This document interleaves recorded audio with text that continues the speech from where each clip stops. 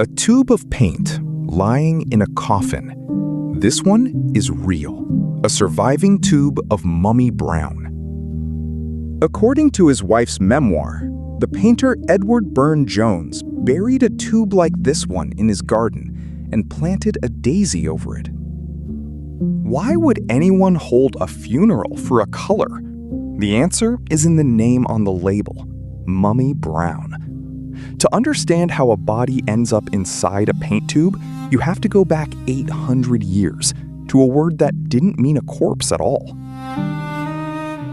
The word mumia comes from Persian and Arabic vocabulary for wax or bitumen, black mineral pitch seeping out of rock.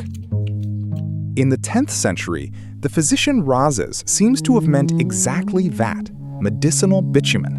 So most evidence suggests did the physician Avicenna a century later, medicine, not corpses. Then came the Latin translations. Through the 12th century, the record suggests, the word's meaning widened, from medicinal asphalt to embalming material to the flesh of embalmed bodies itself. By the 16th century, powdered mummy was on sale in European apothecaries as medicine. That label says powdered true mummy, and the word true was doing heavy work. The trade was unreliable enough to include recent corpses, camel flesh, and animal mummies passed off as authentic Egyptian mummy. Demand for medicinal mummy was especially strong in the 16th century. Europe was taking mummies as medicine long before it painted with them. And then the jar crossed from the pharmacy into the studio. By the 16th century, mummy was recorded as an artist's color.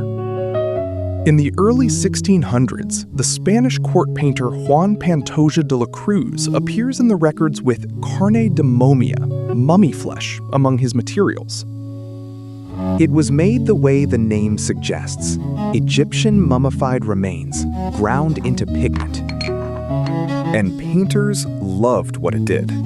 Mummy brown was a warm, transparent brown, prized for glazing, laying color in thin, see-through layers over shadows, flesh tones, hair. But what was actually in a batch? There was never a dependable, standardized composition. One could hold bone, resins, myrrh, pitch, bitumen, and more, in varying proportions. It was ground into drying oils, like linseed, or bound with gum arabic, a natural glue, even egg yolk. Whether most batches contained ancient human mummies at all is an open question. Animal remains, modern corpses, counterfeit material, and plain bitumen all entered products sold as mummy. The paint misbehaved too. Reports describe mummy brown layers going hazy, cracking, flaking, possibly because batches were adulterated with bitumen, which can leave a layer soft or drying very slowly. Even now, conservators find mummy brown difficult to characterize in surviving samples, and harder still to identify with confidence inside a finished painting. You could be looking at it and not know. The peak came in the 18th and 19th centuries, when European demand coincided with intensive extraction of Egyptian antiquities. Egypt was fashion, science, and spectacle at once.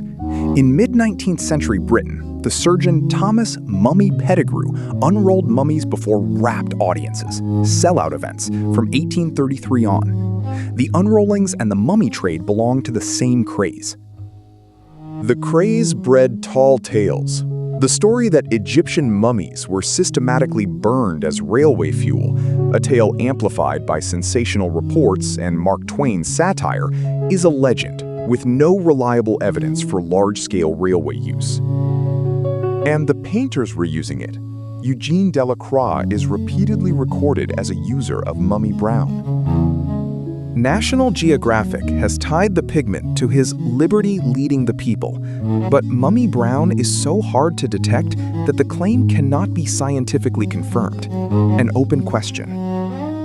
The color became particularly associated with the Pre-Raphaelites, a circle of Victorian British painters, This canvas, The Love Song, is by one of them, Edward Burne-Jones. And here is the strange thing about Mummy Brown. The lists of artists who used it are substantially better supported than claims tying it to particular paintings.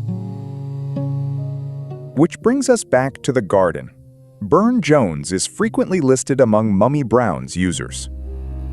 His wife Georgiana told the story in her 1904 memoir. One day, Burne-Jones learned that his tube of Mummy Brown contained actual mummy. He took it to the garden, buried it, and planted a daisy above it. A funeral for a paint tube. That is how his wife remembered it. What one painter did in his garden, the century slowly did to the whole trade.